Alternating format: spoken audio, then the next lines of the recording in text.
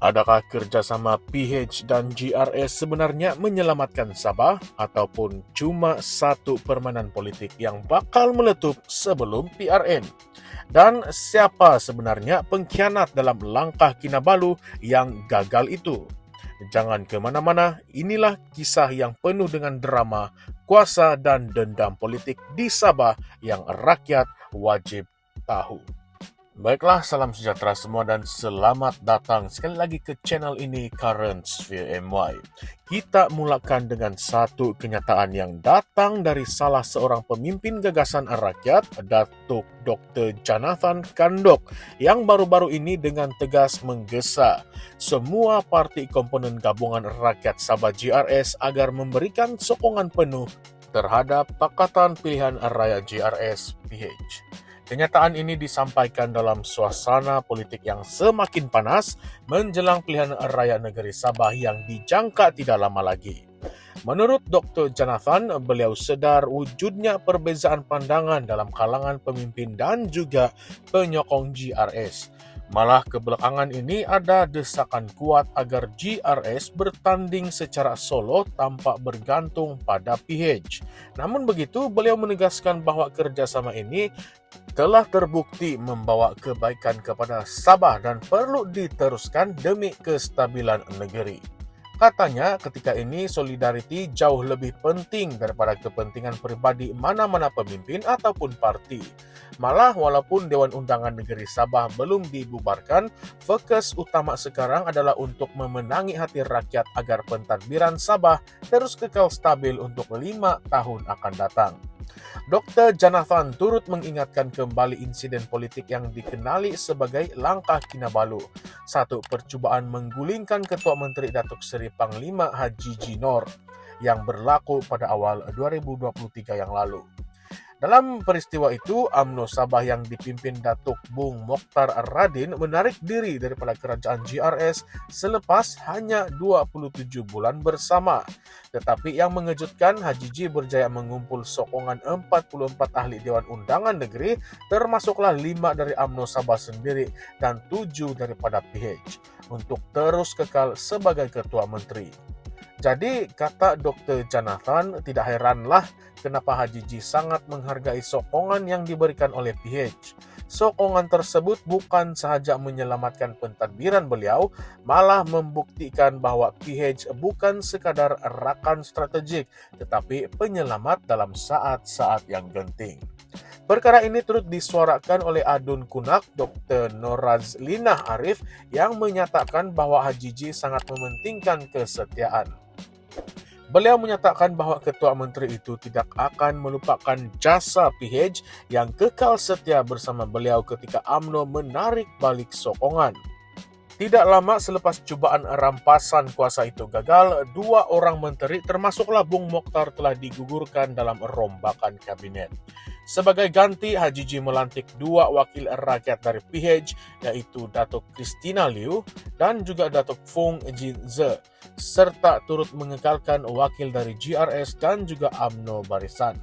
Ia adalah satu langkah yang bukan sahaja memperkukuhkan kedudukan politik Haji Ji, tetapi juga menunjukkan beliau sedia berkompromi demi kestabilan.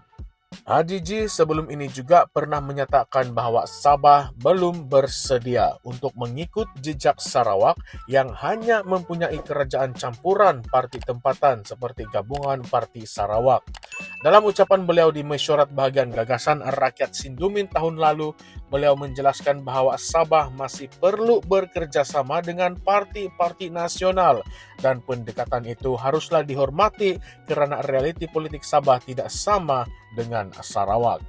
Kini Dr. Jonathan yakin bahwa Haji Ji akan terus memimpin GRS menuju kemenangan besar dalam PRN yang akan datang.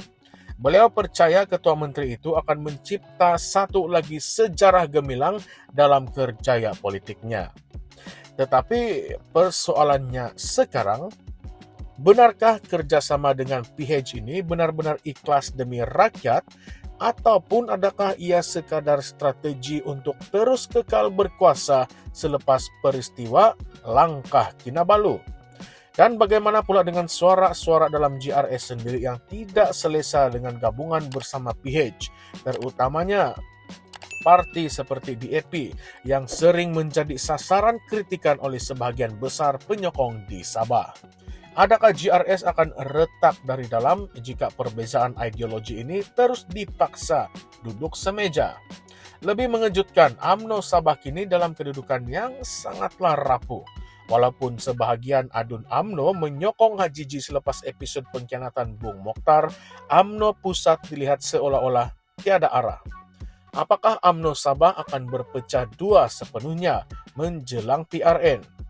Dan jangan lupa, ketika insiden langkah Kinabalu berlaku, ramai pihak melihatnya sebagai cubaan rampasan kuasa yang disokong oleh kepentingan luar dari Kuala Lumpur.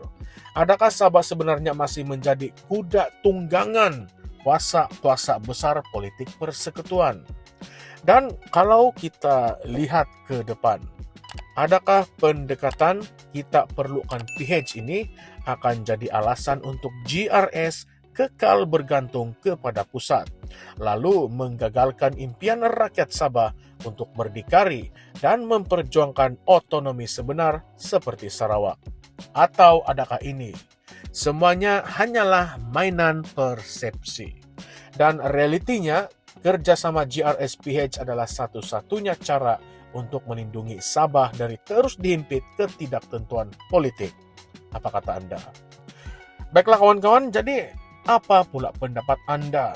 Perlukah GRS kekal bersama PH untuk kestabilan? Ataupun sudah tiba masanya Sabah berdiri sendiri dengan hanya parti-parti tempatan seperti Sarawak? Tinggalkan komen Anda di ruangan komen, ulaskan juga pandangan Anda. Marilah kita berdebat ataupun berbincang tentang isu ini secara sehat di dalam ruangan komen di bawah. Sebab kami ingin dengar semua suara rakyat Sabah. Dan kalau Anda rasa isu ini penting untuk masa depan negeri kita, tekan like dan share video ini. Dan jangan juga lupa untuk subscribe ke channel ini, Karens VMY, untuk ulasan politik Sabah yang lebih berani, lebih lantang, dan lebih dekat dengan suara Anda. Baiklah semua, salam sejahtera, salam reformasi, dan salam perjuangan. Sekian saja, kita jumpa lagi di dalam video yang seterusnya. Terima kasih semua.